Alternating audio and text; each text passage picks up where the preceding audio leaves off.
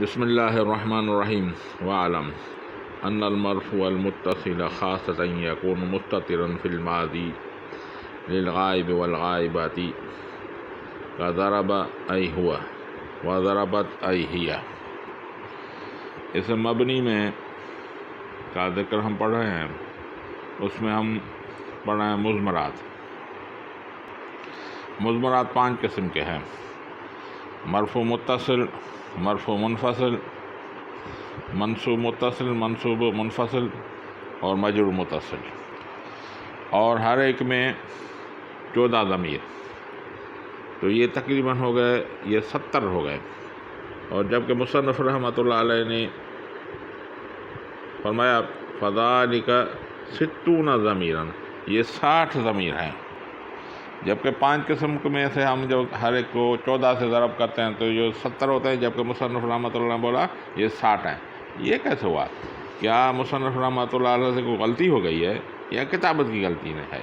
نہیں، نہ کتابت کی غلطی ہے نہ مصنف رحمۃ اللہ علیہ کی غلطی ہے، بلکہ جتنے بھی ضمیر ہیں اس میں تثنیہ غائب اور تثنیہ حاضر کے ایک جیسے ضمیر ہوتے ہیں۔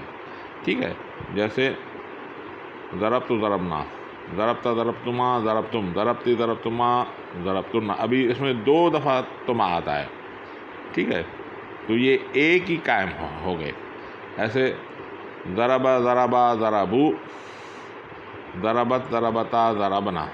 اب وہ تثنیہ مذکر میں بھی الف علامت تثنیہ ضمیر کی ہے، اور تثنیہ مؤنث میں ضربتا میں تا ضمیر مؤنث کی اور الف علامت تثنیہ کی ہے، تو دونوں تثنیہ کی ہے۔ تو تثنیہ مذکر غائب اور تثنیہ مؤنث غائب میں دونوں صیغوں ایک جیسے ہیں، تو مصنف رحمۃ اللہ علیہ نے اس کو ایک شمار کیا، تو اب ہو گئے 12۔ تو 12 سے اگر ہم 5 کو ضرب کریں تو یہ 60 ہو گئے۔ بھائی بات سمجھ میں آ گئی؟ ٹھیک ہے، جیسے انا نحنو انت انتما، انتما ایک، انا نحنو انت انتما انتم، انت انتما، یہ بھی 2 ایک جیسے ہوئے۔ ٹھیک ہے، ہوا ہما، ہوا ہما ہم، ہما ہی ہما ہم، تو دونوں ایک جیسے ہیں ہو گئے۔ تو تثنیہ مذکر اور تثنیہ مؤنث کے جو صیغے ہیں وہ ایک جیسے ہیں، اس لیے مصنف رحمۃ اللہ علیہ نے اس کو ایک شامل کیا، تو یہ ہو گئے 12۔ اور 12 کو اگر 5 سے ضرب کر کے کریں گے تو وہ 60 ہو جائیں گے۔ اور اب بیان ہوگا کہ ضمیر مرفوع متصل جو ہوتے ہیں، جیسے ضربت ضربنا، ضربت ضربتما ضربتم، ضربتی ضربتما ضربتن الی آخر، اس میں کس صیغوں میں ضمیر مستتر یعنی چھپے ہوتے ہیں اور کون سے صیغوں میں ضمیر بارز ہوتے ہیں۔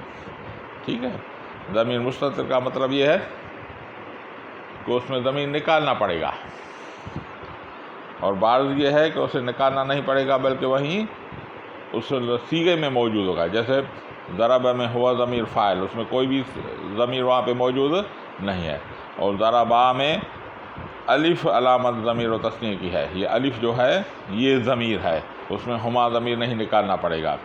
تو فعل ماضی میں ٹوٹل 2 صیغے ہیں جس میں فعل مستتر ہے، جیسے ضربہ اور ضربت، واحد مذکر اور واحد مؤنث۔ یہ بتا رہا وَعَلَمْ أَنَّ الْمَرْفُوعَ الْمُتَّصِلَ خاصۃً، تو جان تو مرفوع متصل میں خاص، یکون مستتراً، اس میں ضمیر مستتر ہوتے ہیں ماضی میں، غائب اور غائبہ میں، مانا غائب اور غائبہ میں ضمیر مستتر ہوتے ہیں، جیسے ضربہ میں ہوا، ضربت میں ہیا۔ اور فعل مضارع میں 5 صیغے مستتر ہوتے ہیں، باقی بارز ہوتے ہیں، جیسے اضربو نضربو، تضربو تضربو یضربو، یہ 5 صیغے جو ہیں اس میں مستتر ہے، باقی بارز ہیں۔ وفی المضارع المتکلم مطلقاً، مضارع میں جو متکلم کے مطلقاً صیغے ہیں اس میں ضمیر مستتر ہے، جیسے ضربت، اضرب میں انا، نضرب میں نحن، وللمخاطب، اور مخاطب میں تضرب میں انت، वलिलगायब गायबती, और गायब मुज़क्कर गायब मुअन्नस में भी मुस्ततर हो, जैसे यदरिब में हुआ व तदरिब में हिया। बात समझ में आ गई? यानी फ़िल मादी में सिर्फ दो सीगे मुस्ततर हैं, बाकी बारत हैं, तदरिब और ज़रबा ज़रबत, वाहिद मुज़क्कर और वाहिद मुअन्नस में। और फ़िल मुज़ारिब में 5 सीगे ऐसे हैं जिसमें फ़ाइल मुस्ततर होता है, अज़रिब नज़रिब तज़रिब यज़रिब और तज़रिब, यानी इसमें मुस्ततर है, बाकी सब इनमें बार। वफ़ी सिफ़ती यानी इस्मुल फ़ाइल व इस्मुल मफ़ऊल व गैरुहुमा, और सिफ़त में यानी इस्म फ़ाइल और इस्म मफ़ऊल उनके दोनों के अलावा इन दोनों में जो ज़मीर है मुतलक़न मुस्ततर होता है, इसमें बारिज़ ज़मीर कोई भी नहीं होता। जैसे ज़ारिबुन में हुवा ज़मीर फ़ाइल, ज़ारिबान में हुमा ज़मीर फ़ाइल, ज़ारिबून हम ज़मीर फ़ाइल निकालना पड़ेगा। ऐसी तरह ज़ारिबतुन में यह ज़मीर फ़ाइल निकालना पड़ेगा, और इसमें बारिज़ ज़मीर नहीं होता। तो यहाँ पे एक ज़हन में सवाल आता है कि भाई जैसे ज़ारिबुन फ़िल मादी में ज़रबा में अलिफ़ आप ज़मीर फ़ाइल निकालते हैं, ठीक है, ज़रबू में वाव ज़मीर फ़ाइल निकालते हैं। इस तरह ज़ारिबुन में ज़ारिबान में अलिफ़ आप ज़मीर फ़ाइल क्यों नहीं निकालते, और ज़ारिबून में वाव ज़मीर फ़ाइल क्यों नहीं निकालते? तो भाई इसका जवाब ये है कि ये इस्म फ़ाइल, इस्म मफ़ऊल और तमाम सिफ़तों में ये अलिफ़ जो है, वाव है, ये तस्नीय की अलामत है और जमा की अलामत है, ये ज़मीर नहीं है। भाई क्यों ज़मीर क्यों नहीं है? भाई एक बात समझें, भाई ज़मायर जो होते हैं वो मबनियात की किस्म में से हैं, वो इस्म गैर मुतमक्किन है, वो आराब के तब्दील होने से तब्दील नहीं होते।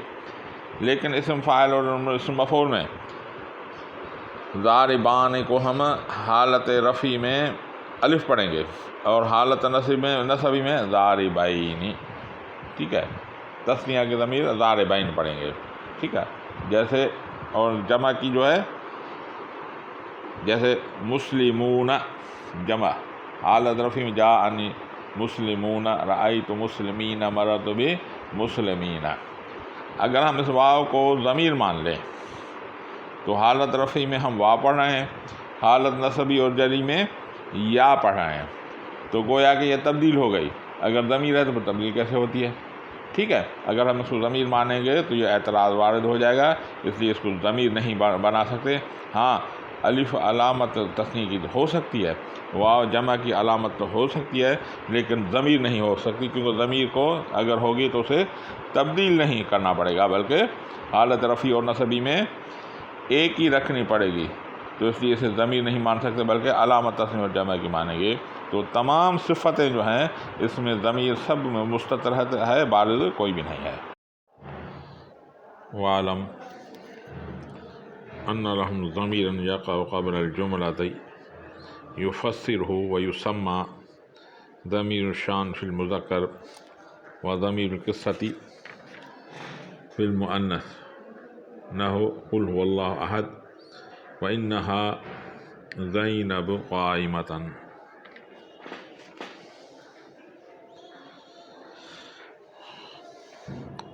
जान तो इनके नज़दीक एक ज़मीर है जो जुमले से पहले वाक़ होता है, जो फ़स्सिर हो और तफ़सीर करता है वो जुमला उस ज़मीर की। युसम्मा ज़मीर शान फिर मुज़क्कर बोला जाता है उसे ज़मीर शान का मुज़क्कर में। वफ़ीज़ा व ज़मीर क़िस्सती और ज़मीर क़िस्सा का किस्से का फ़िल मुअन्नस नहु क़ुल हुवल्लाहु अहद व इन्नहा ज़ैनब क़ाइमतन। वालम अन्ना लहुम जान तो उनके नज़दीक, भाई किन के नज़दीक? ये ज़मीर किसकी तरफ लौट रहा है? जैसे सया के कलाम से ये बता रहा है कि ज़मीर नहवियों के नज़दीक, लहम क्योंकि नहव का जिक्र हो रहा है तो नहवियों के नज़दीक। وعلم ان لهم ضمیر، ان کے بعد ایک ضمیر ہوتا ہے